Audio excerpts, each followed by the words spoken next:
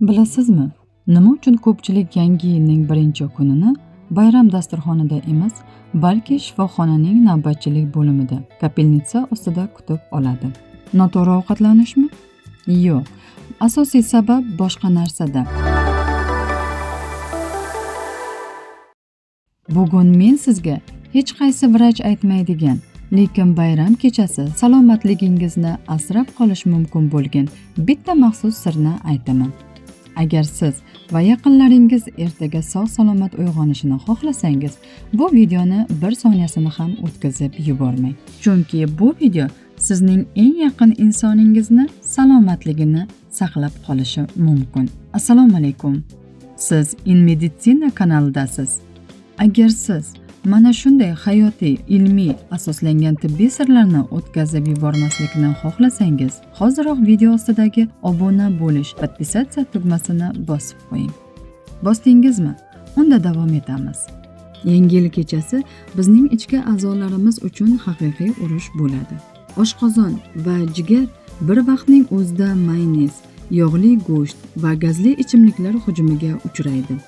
Mana shu hujumdan omon chiqish uchun 3 ta oltin qoida. Birinchi sir: ovqatdan 30 daqiqa, ya'ni yarim soat oldin iliq suv iching. Bu oshqozonni uyg'otadi, tetiklashtiradi. Agar suv ichmasangiz, oshqozoningiz uyquda bo'ladi va kelgan ovqatni hazm qila olmay qiynala boshlaydi. Ikkinchi sir: og'ir ovqatdan oldin bir siqim ko'kat yoki yengil sabzavot yeng. Bu oshqozon devorini keraksiz yog'lardan himoya qiladi. Uchinchi sir: mevalardan voz keching. Ha, noto'g'ri eshitmadingiz. Asosiy ovqatdan keyin yeyilgan meva oshqozonda zaharli gazlarni hosil qiladi. Mevani faqat bayramdan 2 soat oldin yeyish mumkin. Videoni boshida aytgan maxsus sirimga oz qoldim.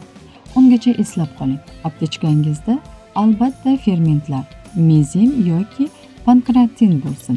Bu sizning tez yordamingizdir. Agar sizga bu ma'lumotlar foydali bo'layotgan bo'lsa, izohlarda foydali InMeditsina deb yozib qoldiring.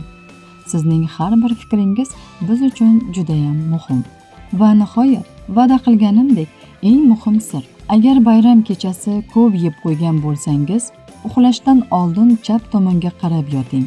Bu oshqozonning anatomik tuzilishi tufayli kislotaning qizil o'ngachga qaytishini to'xtatadi va jig'ildon qaynashidan asraydi. Eng asosiysi, ertalab uyg'onish bilan nonushtaga shoshilmang. Oshqozoningizga 12 soatlik dam bering va faqat iliq suv iching. Shunda jigaringiz sizga rahmatlar aytadi. Azizlar, salomatlik bu qaytarib bo'lmas boylik. Uni biz bilan birga asrang. Videoni yaqinlaringizga yuboring. Ular ham bayramni sog'lom o'tkazishsin. Keyingi videoda biz bayramdan keyingi detoks haqida gaplashamiz. Uni o'tkazib yubormaslik uchun qo'ng'iroqchani bosib qo'ying. Yangi yil muborak bo'lsin. O'zingizni ehtiyot qiling.